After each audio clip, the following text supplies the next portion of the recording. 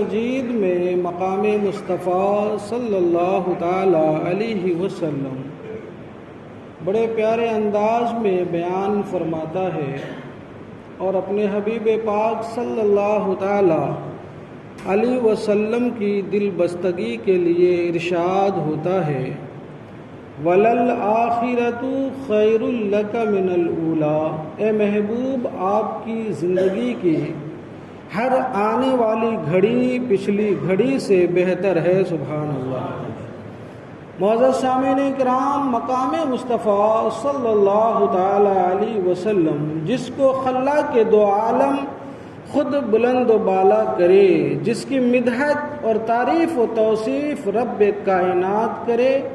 دنیا کا کوئی شخص ایسے نبی محمد الرسول اللہ صلی اللہ تعالی علیہ وسلم کی تنقیص کر ہی نہیں سکتا، اور آپ کی شان گھٹانے کی کتنی بھی کوشش کر لی جائے وہ تو فنا ہو جائیں گے، ہستی تاریخ سے، صفحہ تاریخ سے اس کا وجود تو مٹ جائے گا اور مٹا دیا جائے گا، لیکن مقام مصطفیٰ میں بال برابر حرف نہیں آ سکتا۔ سیدی سرکار اعلیٰ حضرت فرماتے ہیں سب سے اولا و اعلیٰ ہمارا نبی، سب سے بالا و اعلیٰ ہمارا نبی۔ اور آگے ارشاد فرماتے ہیں، جس آیت کریمہ کو میں نے تلاوت کیا ہے اس پر گفتگو کے لحاظ سے آپ ارشاد فرماتے ہیں عرش حق ہے مسند رفعت رسول اللہ کی، دیکھنی ہے حشر میں عزت رسول اللہ کی، دیکھنی ہے حشر میں عزت رسول اللہ کی۔ معزز سامعین کرام، اللہ تبارک و تعالیٰ نے فرمایا کہ محبوب صلی اللہ تعالی علیہ وسلم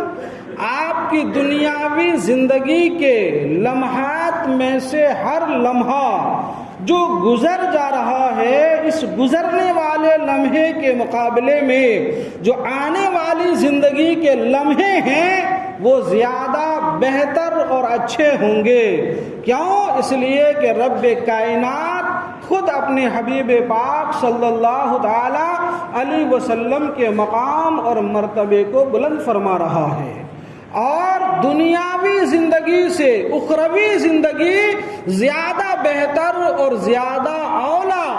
اس لیے کہ رب کائنات اپنے محبوب پاک صلی اللہ تعالی علیہ وسلم کو دار آخرت میں، اس دنیا میں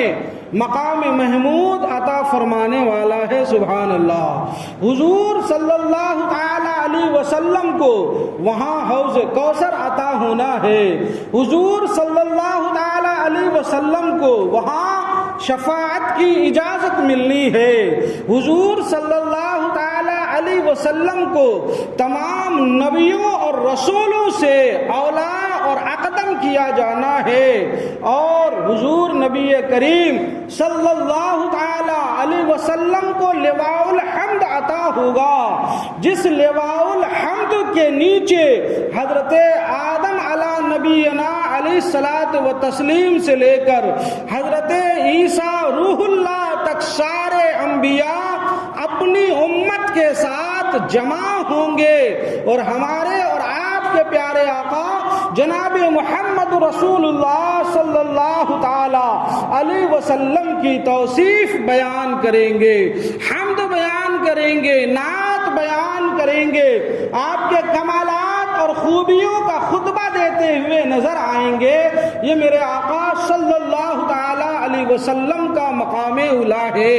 آپ ہی سب سے پہلے اپنی قبر انور سے اٹھائے جائیں گے، سب سے پہلے جنت میں جانے اور شفاعت کا مصباح اور حق آپ ہی کو حاصل ہوگا، پھر آپ کے بعد دیگر حضرات کو شفاعت کا حق حاصل ہوگا۔ ذرا دیکھیے تو صحیح، رب کائنات اپنے محبوب صلی اللہ تعالی علیہ وسلم کی دلجوئی کیوں ارشاد فرما رہا ہے؟ فرماتے ایک دفعہ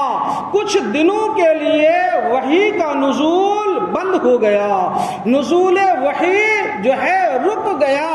تو اس وقت کفار مکہ و مشرکین نے زبان دراز راضی سے کام لیا اور کہنے لگے کہ دیکھو محمد کو معاذ اللہ محمد کے خدا نے چھوڑ دیا، محمد سے محمد کا خدا ناراض ہو گیا، تو اللہ تبارک و تعالیٰ نے اس سورہ مبارکہ کو نازل فرمایا اور حضور صلی اللہ تعالی علیہ وسلم کی تسکین قلب فرماتے ہوئے ارشاد ہو رہا ہے والضحیٰ واللیل اذا سجا، اے محبوب تیرے رخ انور کی قسم اور تیری زلف عنبر کی قسم، وہ بھی اس ادا کی جب تیری زلف عنبر تیرے مبارک رخساروں پر ڈھلک جایا کرے، سبحان اللہ۔ یہ اللہ تبارک و تعالیٰ نے فرمایا۔ اس کے بعد رب فرماتا ہے محبوب تجھے تیرے رب نے نہ تو چھوڑا اور نہ ہی پسند کیا۔ اس کے بعد اللہ تبارک و تعالیٰ ارشاد فرماتا ہے اے محبوب تیری ہر آنے والی گھڑی پچھلی گھڑی سے بہتر ہے۔ کیوں؟ اس لیے کہ قریب یقیناً اور بے شک ابھی قریب میں اللہ تبارک و تعالیٰ تمہیں اتنا عطا فرمائے گا کہ اے محبوب تو راضی ہو جائے گا، سبحان اللہ۔ رب فرماتا وَلَسَوْفَ يُؤْتِيكَ رَبُّكَ فَتَرْضَىٰ، تجھے تمہارا رب اتنا عطا فرمائے گا کہ تو راضی ہو جائے گا۔ اب آئیے ذرا میں عرض کروں ان چند آیتوں کی تفاسیر کو، مفسرین کے مضامین کو اکٹھا جمع کیے جائیں اور حضرت سعید ابن خدری رضی اللہ تعالی عنہ کی ایک طویل حدیث پاک کا عنوان اور موضوع اسے اکٹھا سماعت کریں تو فرمایا جاتا ہے کہ جب میدان محشر یعنی قیامت کا دن ہوگا، قیامت کے دن کی طوالت کا، لمبائی کا، اس عرصے کی درازگی کا عالم یہ ہوگا کہ قیامت کا ایک دن دنیا کے 50,000 سال کے برابر ہوگا۔ اللہ اکبر۔ اور سورج قریب ہو جائیں گے، زمین تانبے کی ہو جائے گی، نفسی کا عالم ہوگا، کوئی کسی کا پرسان حال نہ ہوگا، لوگوں کی پریشانیوں کے عالم میں اور گرمی کی تپش کی بنیاد پر اس کے جسموں سے جو پسینے نکل رہے ہوں گے ان میں لوگ اپنے گناہوں کے درجات کے حساب سے ڈبکیاں کھا رہا ہوگا، کوئی گھٹنے تک ڈوب رہا ہوگا، کوئی کمر تک ڈوب رہا ہوگا، کوئی سینے اور گلے تک ڈوب رہا ہوگا اور کوئی اسی میں گوتا زن ہوگا، ڈبکیاں لگا رہا ہوگا۔ اللہ اکبر۔ ہر طرف ہاہاکار مچا ہوگا، خوف و ہراس ہوگا، دہشت ہی دہشت ہوگا، غضب الہی سے سب تھر تھر کانپ رہے ہوں گے، چاہے وہ بارگاہ الہی کے مقرب فرشتے ہی کیوں نہ ہو، اس دن غضب الہی سے ہر کوئی تھر تھر کانپ رہا ہوگا۔ علماء فرماتے ہیں مفسرین کہ ان 50,000 سالوں کا جو ایک دن ہوگا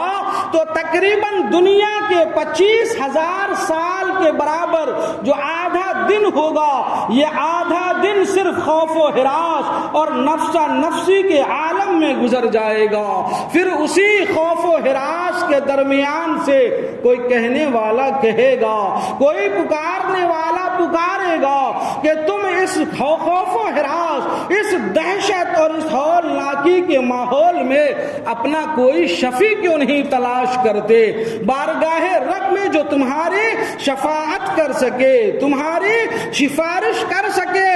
الغرض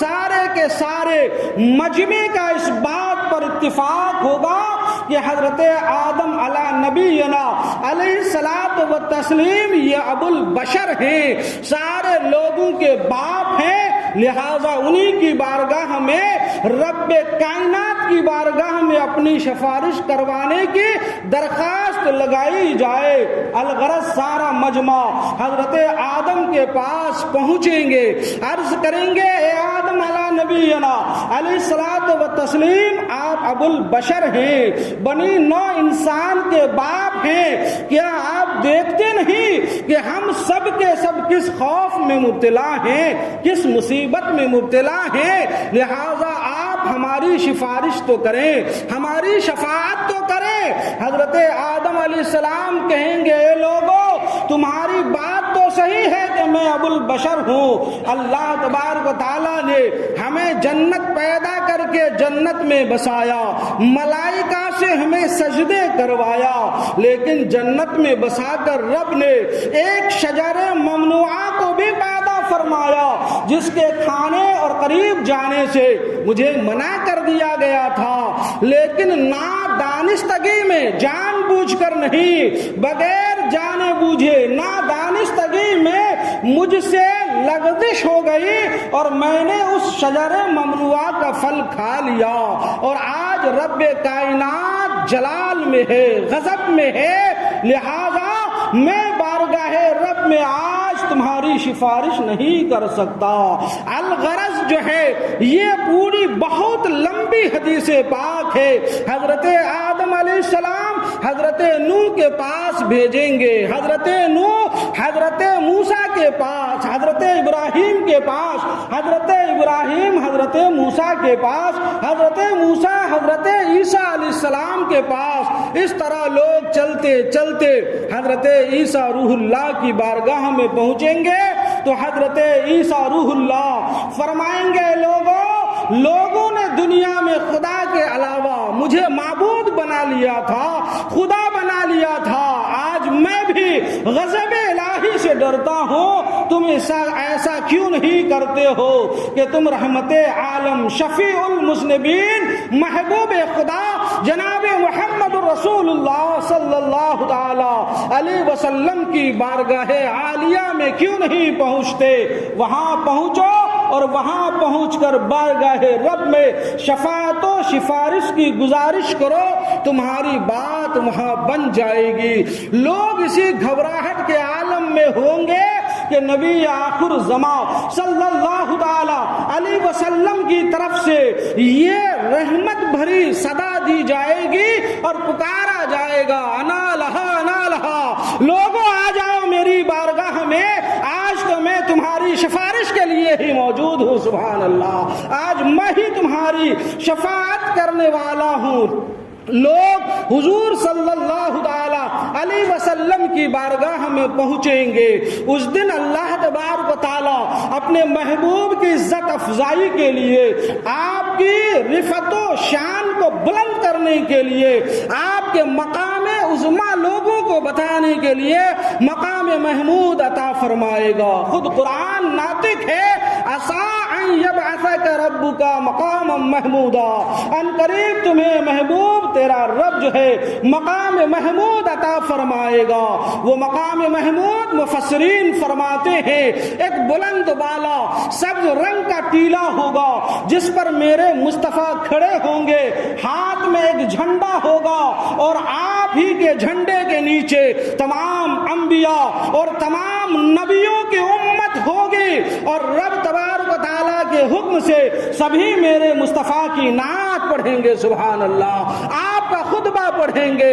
آپ کی بلند شان بیان کریں گے، آپ کی رفعت و شان بیان کریں گے۔ اللہ تبارک و تعالیٰ کی طرف سے جب اذن سفارش ہوگی، شفاعت کی اجازت ہوگی، تو میرے مصطفیٰ فرماتے ہیں لوگوں میں عرش اعظم کے نیچے بارگاہ رب میں سجدہ ریز ہو جاؤں گا۔ جب میں اپنی پیشانی عرش اعظم کے نیچے سجدے میں رکھ دوں گا تو رب کائنات کی طرف سے یہ آواز آئے گی، ارفع راسکا یا محمد، اے محمد اپنے سر کو اٹھائیے، اپنے سر کو اٹھائیے، آج جو مانگیے گا وہ دیا جائے گا۔ کہیے سبحان اللہ، آج جو مانگیے گا وہ دیا جائے گا، جس کی شفاعت فرمائیں گے اس کی شفاعت قبول کی جائے گی۔ سبحان اللہ۔ ایک صحابی عرض کرتے ہیں یا رسول اللہ، جب رب کائنات آپ کو یہ حق عطا فرمائے گا اور یہ مزدہ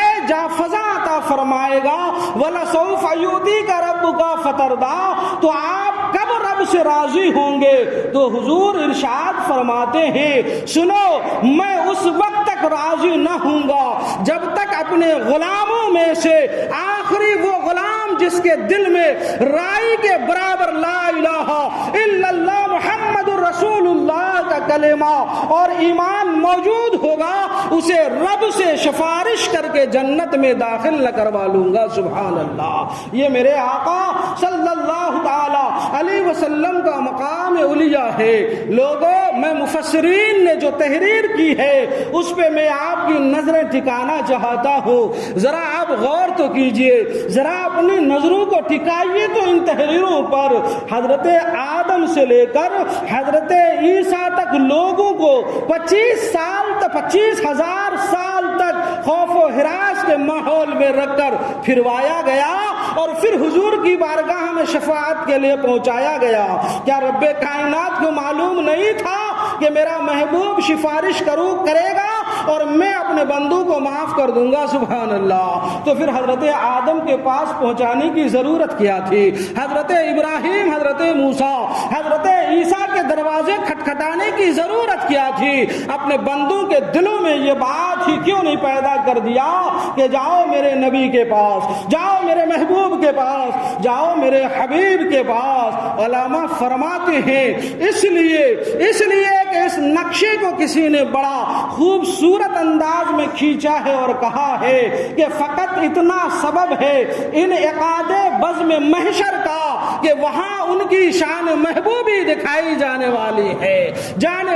ہے۔ سبحان اللہ۔ حضرت آدم سے حضرت عیسیٰ تک لوگوں کو اس لیے پھروایا گیا، گھموایا گیا تاکہ اہل محشر آج جان لے اور سمجھ لے اور یقین کر لے کہ نبی کریم صلی اللہ تعالی علیہ وسلم کو رب نے جو مقام عطا فرمایا ہے، میرے محبوب کے مقام جیسا کسی اور کا مقام نہیں ہے۔ اسی لیے تو امام عشق و محبت کہتے ہیں سب سے اولا و اعلیٰ ہمارا نبی، سب سے بالا و اعلیٰ ہمارا نبی، دونوں عالم کا دولا ہمارا نبی، اور شفاعت کا مژدہ کون دیتا ہے؟ دینے کو منہ چاہیے کہ دینے والا ہے سچا ہمارا نبی۔ یہ قرآن ہے، یہ قرآن کی تفسیر ہے، یہ نبی کریم صلی اللہ تعالی علیہ وسلم کے خود کے فرمان ہیں۔ حضرت انس بن مالک رضی اللہ تعالی عنہ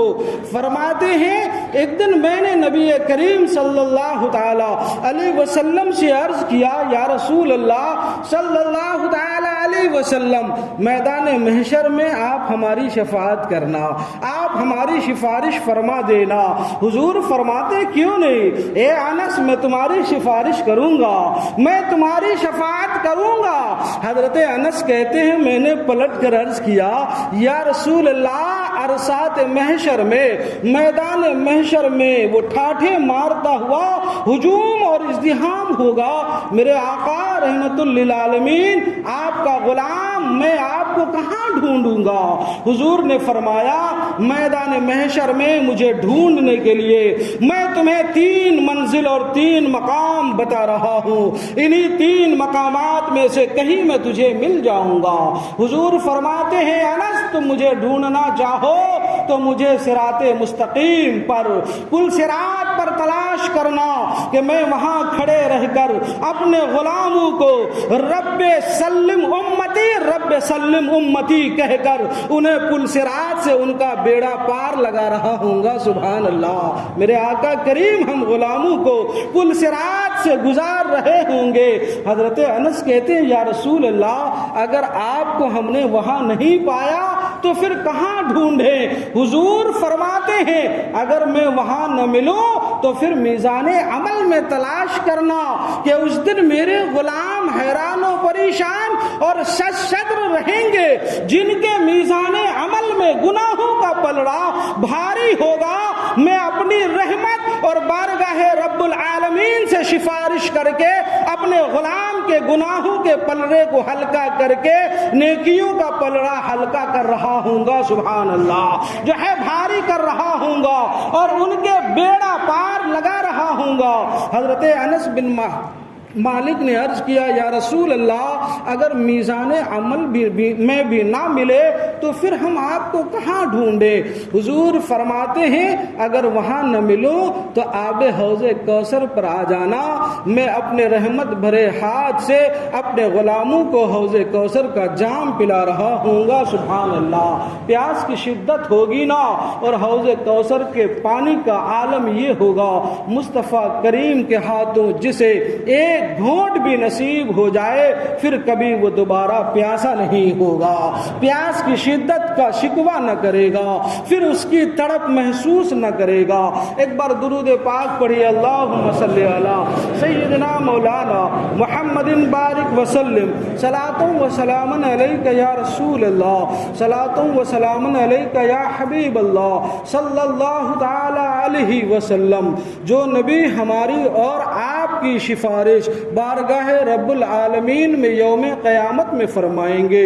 रोज़ महशर में फरमाएंगे, परेशानियों के आलम में हमारी मदद फरमाएंगे, हम पर करम नवाजी फरमाएंगे, तो हम गुलामों को चाहिए कि हम अपने नबी की सुन्नतों पर अमल करें, अपने नबी सल्लल्लाहु तआला अलैहि वसल्लम से मोहब्बत करें, उनके अहकामीन व फरामीन पर अमल करें, उन्होंने जो दरसे हयात अता फरमाया है उनके बताए हुए सबक के मुताबिक जिंदगी गुजारें, उनके बताए हुए फरामीन के मुताबिक अपनी मंजिल और अपनी राह मुंतखब करें। अगर हमने तरीके मुस्तफ़ा को छोड़ा तो फिर बर्बादी हमारे दरवाजे पर दस्तक देगी, और अगर हमने तरीके मुस्तफ़ा को अपना लिया तो कामयाबी बढ़कर हमारी कदमें चूमती हुई नजर आती है। और ए गुलामों एक बात और आप सुन ले,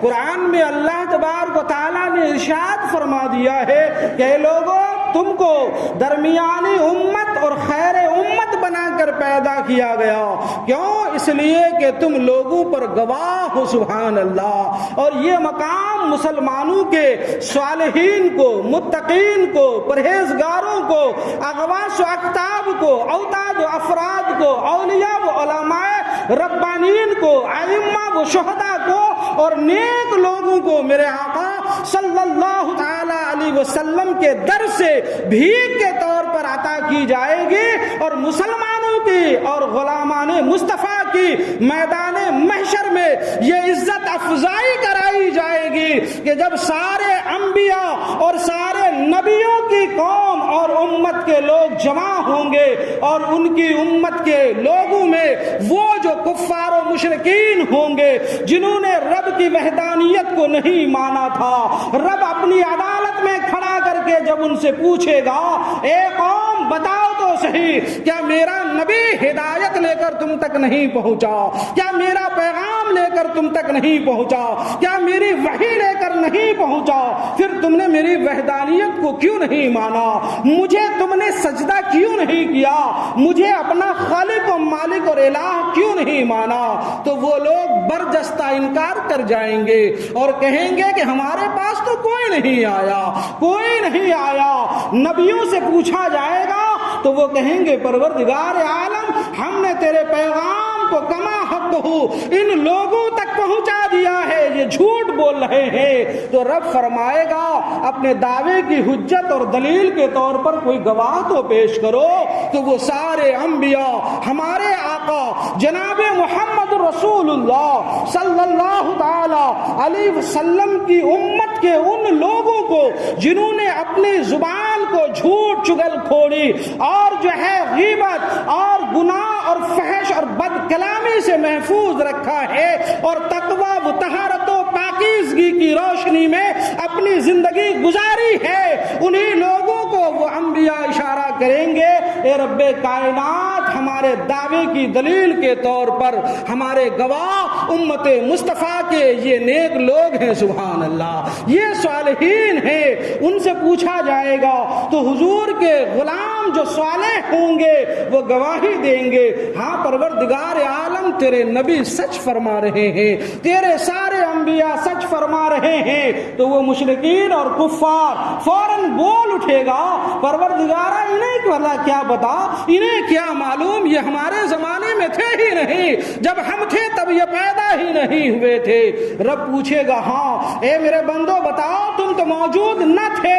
تو پھر میرے نبی کے صالحین کہیں گے پروردگار عالم ہم نے تیرے کلام پر یقین کیا اور ایمان لے آیا، تیرے نبی نے جو فرمان پہنچایا ہم نے اس پر ایمان لایا اور اس کا یقین کیا، تیرے قرآن اور تیرے نبی کے فرمان سے ہم نے یہ یقین کے ساتھ جان لیا کہ تو نے ہم سے پہلے 1,00,000 کم و بیش 24,000 انبیاء بھیجے اور وہ سب کے سب رشد و ہدایت کے مجسم و پیکر تھے اور سچے تھے، اس لیے ہم گواہی دے رہے ہیں اپنے ایمان اور یقین کے مطابق اور اپنے ایمان و یقین کے حساب سے کہ یہ سارے تیرے نبی سچے ہیں۔ سبحان اللہ، یہ سارے نبی سچے ہیں اور ہماری گواہی جو ہے ہمارے آقا صلی اللہ تعالی علیہ وسلم ارشاد فرمائیں گے پروردگار عالم میرے غلام سچ کہہ رہے ہیں۔ سبحان اللہ، یہ عزت افزائی ہمیں اور آپ کو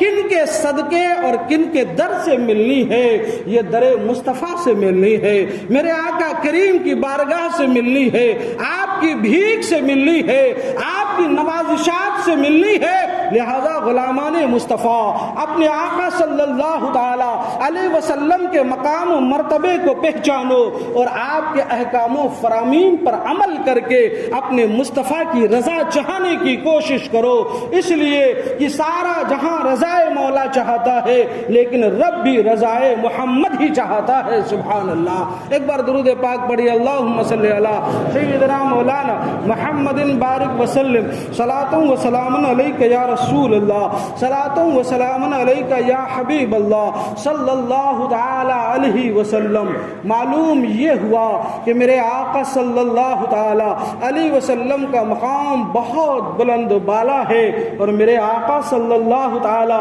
علیہ وسلم کے وسیلے سے آپ کی بھی عزت افزائی کی گئی ہے۔ بخاری شریف کی ایک حدیث پاک سن لیں، گفتگو تمام کرتا ہوں۔ ہم مسلمان صرف آخرت ہی میں جو ہے گزشتہ انبیاء کے حق میں گواہی نہیں دیں گے بلکہ دنیا میں بھی ایک مسلمان دوسرے مسلمان کے حق میں اس کے خیر و شر کی اگر شہادت دے دے تو اللہ تبارک و تعالیٰ کی بارگاہ میں وہ بھی مقبول ہو جاتا ہے۔ بخاری شریف کی حدیث ہے، حضور علیہ الصلوۃ والتسلیم کے صحابہ اور سرکار ایک جگہ راستے پر تشریف فرما تھے، ادھر سے ایک جنازہ گزرا، صحابہ کرام رضوان اللہ تعالی علیہم اجمعین نے اس جنازے کی تعریف کی، حضور علیہ السلام نے فرمایا وجبت لہو، ابھی بیٹھے ہی تھے کچھ دیر بعد ایک دوسرا جنازہ جو ہے گزرا، صحابہ کرام رضوان اللہ تعالی علیہم اجمعین نے اس جنازے کی مذمت کی اور برائی بیان کی، حضور نے فرمایا وجبت لہو۔ ایک صحابی عرض گزار ہوئے یا رسول اللہ ہم نے ایک جنازے کی تعریف کی، آپ نے فرمایا وجبت لہو، ایک جنازے کی برائی کی، آپ نے کہا وجبت لہو، حضور نے فرمایا میرے غلاموں میرے تبسس سے رب تبارک و تعالیٰ نے تمہیں آپس میں ایک دوسرے پر شاہد بنا کر پیدا فرمایا ہے اور خیر امت بنایا ہے، لہذا تم جس کی بھلائی کی گواہی دے رہے تھے میں نے کہا وجبت لہو، یعنی اس کے لیے جنت واجب ہو گئی۔ سبحان اللہ، اور جس کی تم مذمت کر رہے تھے تمہاری گواہی کی بنیاد پر جو ہے میں نے کہا وجبت لہو کہ اس کے لیے جہنم واجب ہو گئی، اس کے لیے جنت واجب، اس کے لیے جہنم واجب۔ لہذا اس حدیث پاک کو اپنے ذہن و دل میں گرہ لگا کر رکھ لے اور بستر پہ جائیں تو غور کیجئے گا کہ آج ہم زندہ ہیں، ہمارا عہدہ ہے، پاور ہے، طاقت ہے، پیسے ہیں، ہم چودھری اور جو ہے بڑے لوگ ہیں معاشرے میں، تو ہمارے ڈر کے لوگ سامنے اچھا نہ ہونے کے باوجود بھی خوف سے کہہ دے کہ اچھا ہے، لیکن جب جنازے پہ لیٹے ہوں گے ہاتھ پاؤں نہ ہلیں گے، وہاں جب جو لوگ ہمارے بارے میں کہیں گے وہی اصل حقیقت میں شہادت ہوگی۔